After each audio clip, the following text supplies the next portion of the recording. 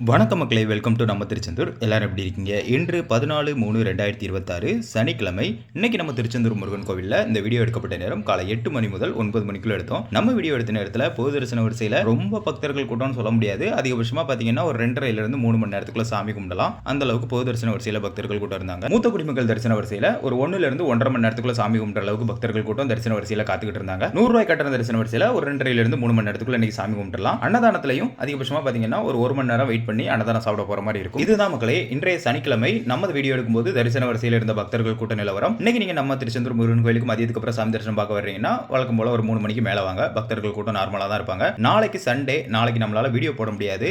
பக்கத்து சில ஊர்களுக்கு போக வேண்டியது இருக்கு. ஏற்கனவே உங்களுக்கு சொல்லியிருக்கேன், என்னோட சிஸ்டர் மேரேஜ் ஒர்க் நிறைய போயிட்டு இருக்கிறதுனால நம்மளால இப்போ தொடர்ந்து அடிக்கடி வீடியோ போட முடியல. இந்த மேரேஜ் எல்லாம் முடிஞ்சதுக்கு அப்புறம் கண்டினியூஸா தொடர்ந்து வீடியோ போடப்படும். நீங்க இன்னைக்கு நம்ம திருச்செந்தூர் முருகன் கோயிலுக்கு வந்துட்டு நம்ம வீடியோ பார்க்க வாய்ப்பு இருந்ததுன்னா நீங்க இன்னைக்கு சாமி பார்க்க எப்போ உள்ள போனீங்க, எவ்வளவு நேரத்தில் சாமி பார்த்துட்டு வெளியே வந்தீங்க அப்படிங்கிறத மறக்காம ஒரு கமெண்ட் பண்ணிருங்க மக்களே. நம்ம திருச்செந்தூர் முருகன் கோவில் கடற்கரையில் கடற்பாசிகள் அதிகமாக கடற்கரையில் ஒதுங்கிட்டு இருக்கு அப்படின்னு நேற்று நம்ம ஒரு வீடியோ போட்டிருந்தோம். அதனால கடலில் புனித நீராடக்கூடிய பக்தர்கள் பார்த்து குளிங்க.